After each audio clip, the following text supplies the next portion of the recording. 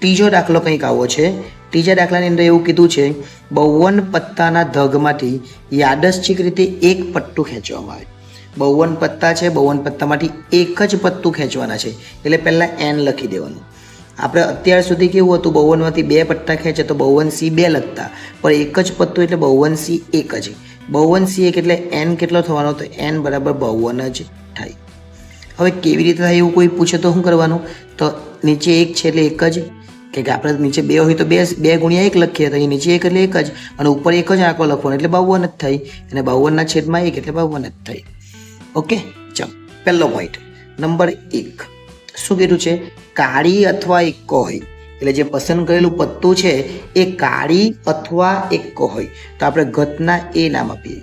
ઘટના એમાં શું લખવાનું છે, આપણે પત્તું કાળી અથવા એક્કો હોય, એટલે આપણે ખાલી એક જ વસ્તુ લખવાનું, પટ્ટું કાળીનું હોય તે ઘટના.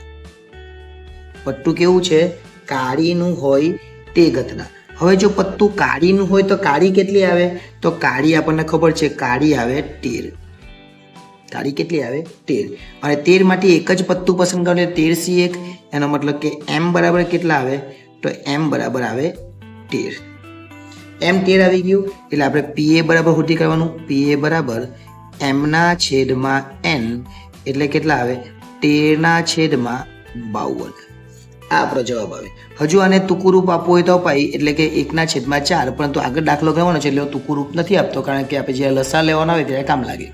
હજુ આ પૂરું નથી થયું, કારણ કે હજુ તો આપણને કેટલું છે, કાળીનું હોય આ તો થઈ ગયું, પણ એક્કો હોય એ તો બાકી છે હજુ. તો હવે નામ આપવાનું, આની અંદર દાખલા નંબર 1 જ છે હજુ ચાલે, એમાં નામ આપવાનું B, એમાં લખવાનું પટ્ટું એક્કાનું હોય તે ઘટના. ચલો એક્કા કેટલા આવે, તો એક્કાની વાત કરીએ તો એક્કા આવે કુલ 4, એટલે આપણે M બરાબર લખવાનું 4C1, એટલે આપણો M બરાબર આવે 4. M કેટલો આવે 4. એ જ રીતના અહીંયા PB શોધી કરીએ. PB એટલે M/N. PB એટલે શું આવે, M/N. M કેટલા આવે, તો M ની વાત કરીએ તો M 4 આવી ગયા, અને N કેટલો છે 52, એટલે એક બીજો જવાબ પણ આવી ગયો PB. પણ હવે શું છે, જોયું, હવે ખાસ ધ્યાન આપવાનું છે, અહીં કાળી અથવા એક્કો હોય, એટલે આ કાળી તો હોય અથવા એક્કો હોય, બેમાંથી એક વસ્તુ, અઠવા એટલે ખાસ, અઠવા એટલે યોગ કહેવાય, અને એટલે છેદ કહેવાય, જે બંને એટલે બરાબર. તો અને પહેલાં શોધી કાઢીએ, એટલે યોગ આપણને મળી જાય. તો પહેલાં આપણે શોધી કાઢીએ A/B, એને અને કહેવાય. શું કહેવાય, અને. એટલે પત્તું કાળીનો એક્કો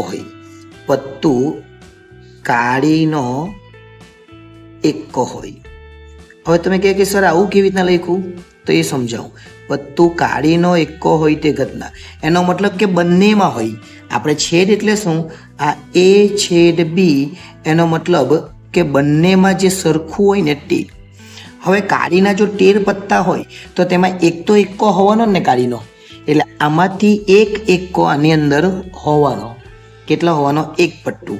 ધારો કે 13 પટ્ટા કાળીના આવે તો તેમાંથી એક પત્તું તો કયું હોવાનું, એક પત્તું કાળીનો એક્કો જ હોવાનો, એટલે આમાંથી એક નીકળી જાય, કારણ કે આમાં 4 એક્કા ગણીએ ને આમાં 13 ગણીએ તો ખરેખર શું થઈ જાય કે એક્કો આની અંદર એક આવી ગયો, તો હવે એક્કા 3 જ વધ્યા કહેવાય. એક્કા કેટલા વધ્યા કહેવાય, 3 જ. પણ કાળીનો એક્કો એક આમાં આવી ગયો એટલે કાળીનો એક્કો હોય ને પત્તું પાછું કાળીનું જ હોય, તે પણ શોધી કરવાનું. તો જોઈએ, પત્તું કાળીનો એક્કો હોય તો પત્તું કાળીનો એક્કો એટલે એક્કા કેટલા આવે, તો એક્કા આવે, કાળીનો એક્કો આવે 1 જ, એટલે M બરાબર 1, અથવા 1C1, એટલે આપણે લખી દેવાનું M બરાબર 1. એટલે એ લખી દે PA/B બરાબર M/N. M આપણો કેટલો આવે છે 1, અને N છે 52. તો આ એક જવાબ, આ બીજો જવાબ, અને ઉપર સુધી લો એ ત્રીજો જવાબ. હવે આપણને અઠવા પૂછ્યું ને, એનો મતલબ કાળી અથવા એક્કો હોય તો યોગ શોધવાનું કહેવાય. શું કહેવાય, યોગ. એટલે આપણે લખવાનું PA/B બરાબર, સૂત્ર આપણને ખબર છે કયું, PA વત્તા PB માઇનસ PA/B. અને જો આ બી નહીં સમજાય તો શું કરવાનું, તો મારે આ 4 વસ્તુ શોધી જ કરવાની. કોઈ બી દાખલો પૂછે કોઈ ગભરાવાનું નહીં. ચલો PA ખબર છે 13 છેદમાં 52 એટલે મેં લસા લેવાની તમને આવવાનું છે એટલે મેં તમને પછી ઉદાહરણ ના પાડી. અહીંયા 4 છેદમાં 52 અને માઇનસ કરવાનું 1 છેદમાં 52. 1 છેદમાં 52 લખવાના છે. તો બધામાં 52 તો છે જ એટલે 52 તો આવી જ જવાના. અને લસામાં ઉપર 13 વત્તા 4 ઓછા 1 એટલે કેટલા આવે? 13 ને 4 17 ને 1 16 એટલે 16 છેદમાં 52 એ આપણો જવાબ આવે. કેટલો જવાબ આવે? 16 છેદમાં 52. એટલે આ ખાસ અહીંયા પડે 13 ને 4 17 ને મેં તમને કીધું કે 17 તો થઈ જાય પણ આમાં એક એક્કો કયો છે આમાં આવી જ ગયો હોય એટલે 16 દેખાય એ આપણને એકદમ ઇઝીલી ખબર પડી જાય. હવે આને ટૂંકું રૂપ હોયતા અપાય કેવી રીતના? 4 ગુણ્યા 4 એટલે 16 અને 13 ગુણ્યા 4 એટલે 52. 4 4 નીકળી જાય એટલે 4 છેદમાં 13 એ આપણો અંતિમ અને છેલ્લો જવાબ આવે. પણ હવે બીજો એક દાખલો છે, કાળી ન હોય અને એક્કો પણ નહીં હોય. હવે શું કીધેલું છે? કાળી ન હોય અને એક્કો પણ નહીં હોય. એટલે આ દાખલો પણ અગત્યનો હોય. કાળી પણ નહીં હોવી જોઈએ ને એક્કો પણ નહીં હોવો જોઈએ. તો નંબર A 2 કાળી ન હોય અને બીજું કીધેલું છે અને એક્કો પણ ન હોય. એક્કો પણ ન હોય. હવે ન હોય એટલે આપણને ખબર છે પૂરક ઘટનાની સામેની. તો આપણે લખવાનું A ડેશ. A ડેશ એટલે શું? પટ્ટું કાળીનું ન હોય. પટ્ટું કાળીનું ન હોય. હવે આ શોધવા નહીં જવાનું, આ આપણી પાસે છે જ. પટ્ટું કાળીનું ન હોય એ આપણી પાસે છે જ.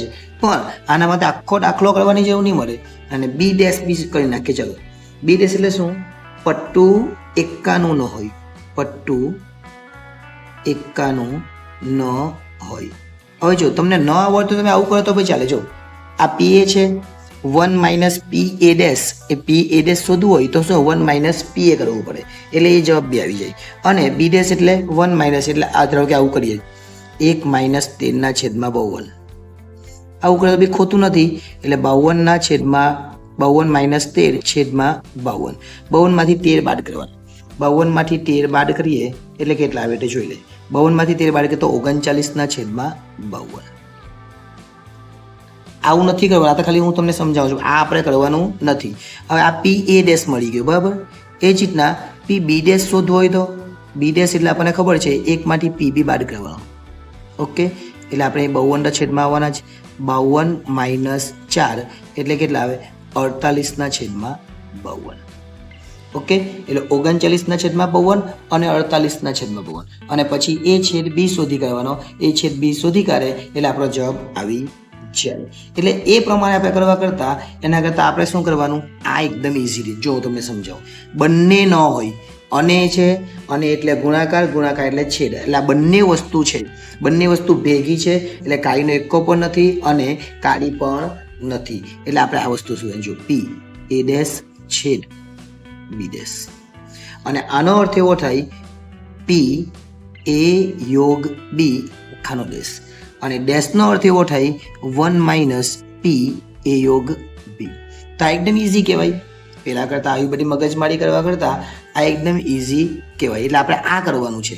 અને 1 માઇનસ A યોગ B તો આપણી પાસે છે જ કેટલા? 4 છેદમાં 13. એટલે 4 છેદમાં 13 લખી દેવાના. છેદમાં 13 લખવાના. આ 13 એકુ 13 એમાંથી માઇનસ 4 જાય તો આપણો જવાબ આવે 9 છેદમાં 13. 13 માંથી 4 જાય તો કેટલા આવે? 9. એટલે આ આપણો અંતિમ અને છેલ્લો જવાબ કહેવાય. એટલે એ રીતે આ બીજો દાખલો તો એકદમ સરળતાથી થઈ. પરંતુ બીજો દાખલો સમજાવવા માટે મેં તમને કીધું પણ આવું બધું તમે કરતા નહીં. આ તમને બતાવી દીધું જે ભૂલ આપણી થવાની છે એવી ભૂલ આપણે કરવાની નહીં.